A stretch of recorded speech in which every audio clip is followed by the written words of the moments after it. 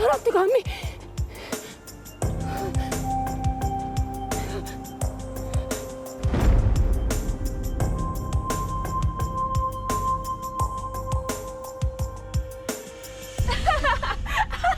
우리 떡볶이 먹으러 가자. 그럴까? 무슨 떡볶이 먹지? 야, 우리 재밌는 놀이 할래? 무슨 놀이? 우리 오빠가 알려준 건데 우리가 경찰이고 네가 도둑이야. 그래서 우리가 너를 잡으러 가는 거지. 경찰 도둑 놀이? 오, 재밌겠다. 나는 너한테 선택권은 없어. 그냥 시키는 대로만 해. 그럼 나는 부잣집 주인 해야겠다. 그래. 시연이 네가 얘네 집에서 물건을 훔쳐서 우리가 잡으러 가는 거야. 근데 너무 빨리 잡히면 안 되잖아. 잡히지 않게 제가 연락에 뛰어야지. 아, 분위기가 좀 이상하죠. 이건 경찰 방망이. 미애 너도 하나 하고. 오, 폼 좀 나는데? 자, 이제 시작. 야, 도둑, 너 잡히면 죽는다.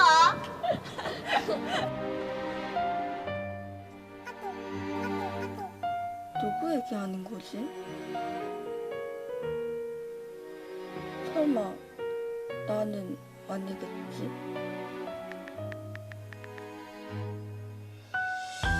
왜 다들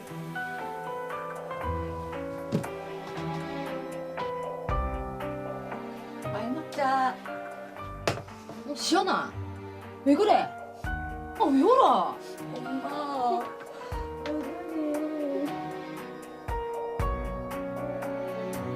부모 입장으로서 참 가슴이 찢어지네요. 네.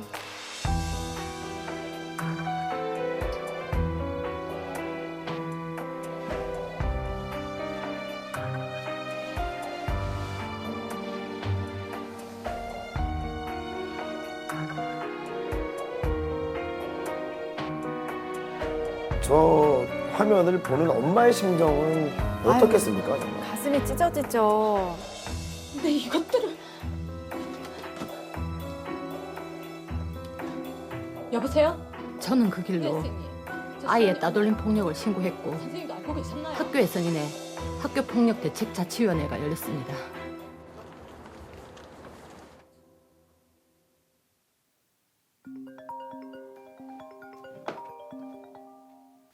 여보세요? 네, 선생님. 네네. 뭐라고요? 아니 그거 솜방망이 처분 아닌가요? 애는 딸랑 봉사활동 3시간이면 끝인 거잖아요. 아하, 아이가 왕따를 당한 건데. 너무하네요, 선생님.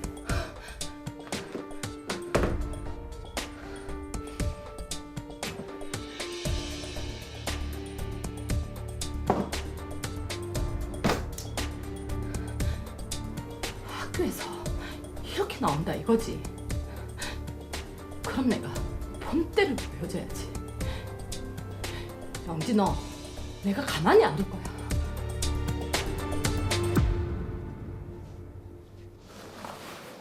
시연아, 주눅 들지 말고 오늘도 학교 잘 다녀와. 엄마. 파이팅.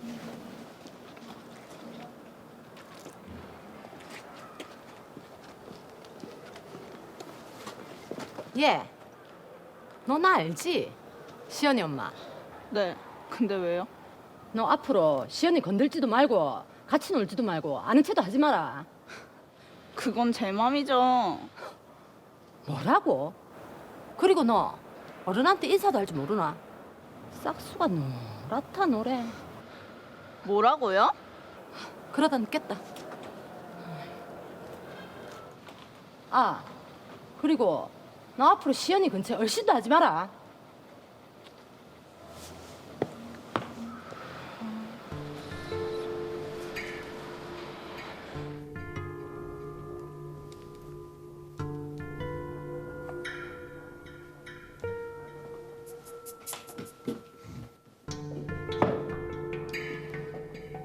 아줌마가 왜?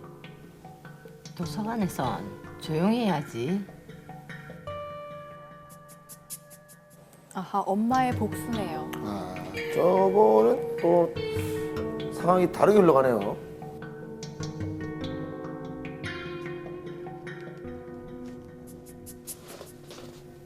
이건 뭐지? 명예훼손, 아동복지법 위반. 근데 이것도 엄마 왜 그래? 아니 아무것도. 이리 와시라. 따돌리면 우리 애가 당했는데 소송은 엄마의 제가 당했습니다. 아이러니한 이 상황 대체 어떻게 해야 할까요?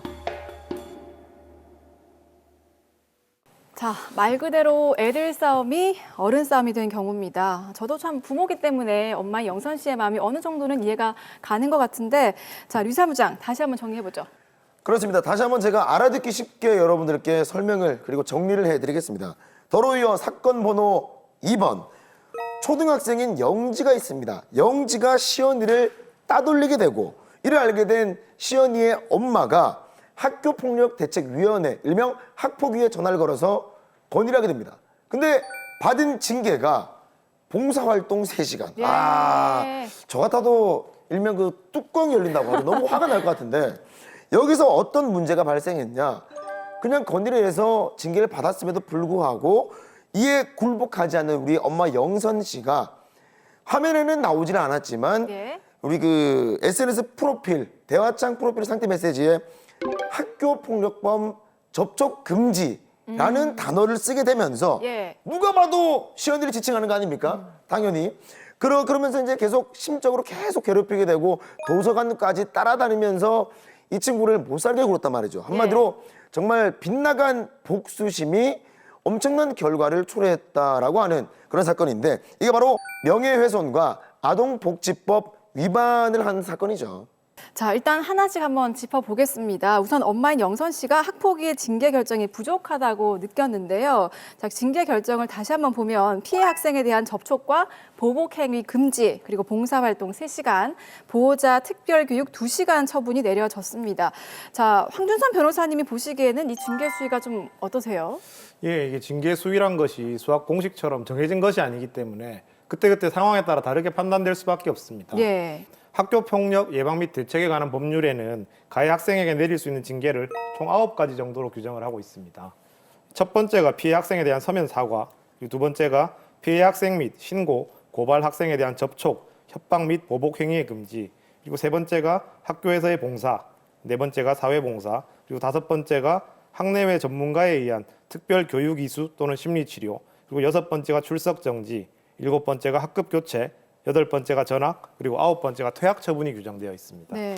자, 사연에 나오는 엄마는 징계 수위가 굉장히 낮다고 생각을 했는데 그럼 말씀해주신 9가지의 징계 중에서 추가로 좀 더 이게 이뤄졌어야 되는 건가요? 추가적으로 생각할 수 있는 징계 조치로는 출석 정지나 전학, 퇴학 처분 등이 있는데 퇴학은 의무 교육 과정에 있는 학생에게는 할 수가 없습니다. 네. 이에 따라서 이 경우를 한번 살펴보면 이 경우는 폭력의 정도나 가해 학생도 아직 어린 초등학생이라는 점을 감안할 때 전학이나 출석 정지까지는 조금 심하다고 보여지고 다만 그래도 가해 학생하고 피해 학생을 좀 분리하는 학급 교체 정도는 가능하면 좋지 않았을까라는 생각이 듭니다. 네.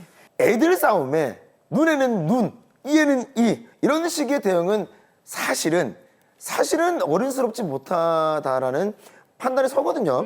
그렇다면 학폭위에 불만이 있다면 법적으로 문제를 제기할 수 있는 혹은 도움을 받을 수 있는 방법이 없습니까?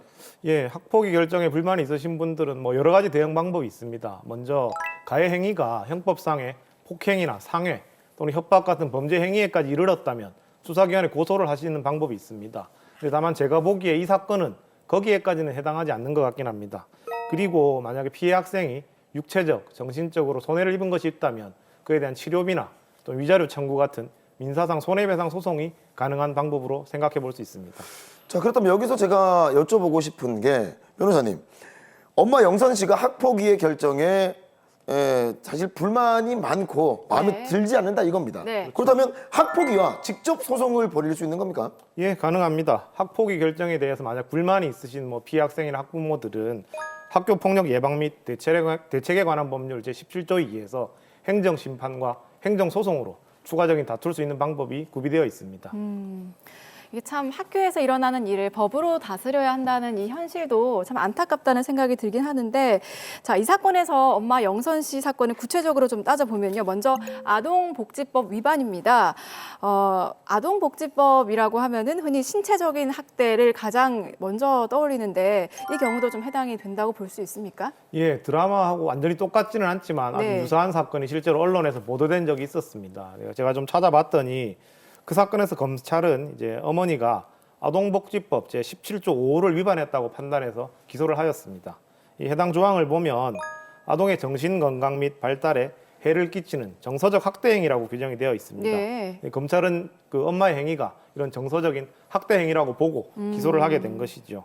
일반적으로 이게 학대라는 표현은 신체적 학대만을 생각을 하시는데 법적으로는 정신적인 학대 행위도 다 포함이 되는 것입니다. 그래요? 특히 형법에서는 학대라는 그 용어를 정신적, 육체적으로 고통을 가하는 가혹한 행위라고 일반적으로 정의를 내리고 있습니다. 자, 그러면요. 아동복지법을 위반했을 경우에는 처벌 수위가 어느 정도 됩니까?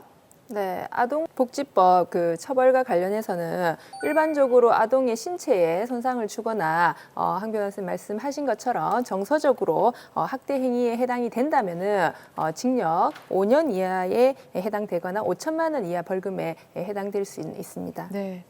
자, 그리고 이 사건에서 이제 문제가 된 것이 명예훼손인데요. 이게 어떤 부분에서 명예훼손이라는 건가요, 황준선 변호사님? 예, 그 어머니가 이제 그 카카오톡 상태 메시지에 예. 학교 폭력범 접촉 금지라는 이 메시지를 쓰셨는데 예. 당시 그 단톡방에 등록되어 있던 사람들은 누구나 그 문구를 볼 수가 있는 그런 상태였고요. 당시에 또 그 카톡방에 계신 학부모들은 그 학생에 대해서 학폭위가 개최되었던 정황을 다 알고 계셨기 때문에 이렇게 학교 폭력범 접촉 금지라고 상태 메시지를 쓴 것이 그 학생의 명예를 훼손할 수 있는지 이 부분이 문제가 되었던 것입니다. 그럼 이게 일반적인 명예훼손죄가 성립이 되는 건가요? 예, 이 사건에서 그 엄마에게 적용된 법조는 형법의 명예훼손죄가 아니고 정보통신망 이용 촉진 및 정보보호 등에 관한 법률 제70조 1항 위반이었습니다. 네. 그 내용을 자세히 한번 보면 이 사람을 비방할 목적으로 정보통신망을 통하여 공공연하게 사실을 드러내어 다른 사람의 명예를 훼손한 자는 3년 이하의 징역 또는 3천만 원 이하의 벌금에 처한다라고 규정이 되어 있는데 네. 검찰에서는 이렇게 엄마가 카톡 프로필에 그런 상태 네. 메시지를 쓴 것을 이 조항에 해당한다고 판단을 한 것이죠. 그렇군요. 그런데 이 사건이 대법원까지 갔다고 합니다. 판결이 나왔습니까?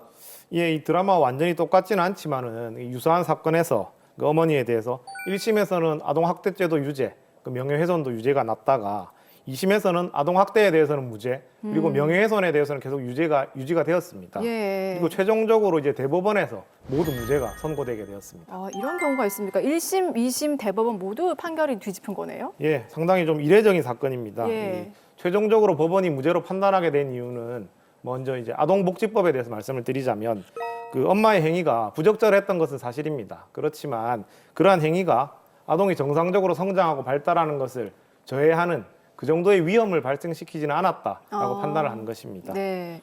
자, 그럼 명예훼손에 관련해서는 어떻습니까? 예, 이 명예훼손에 관련해서는 피고인이 이제 학교폭력범이라는 용어를 썼는데요.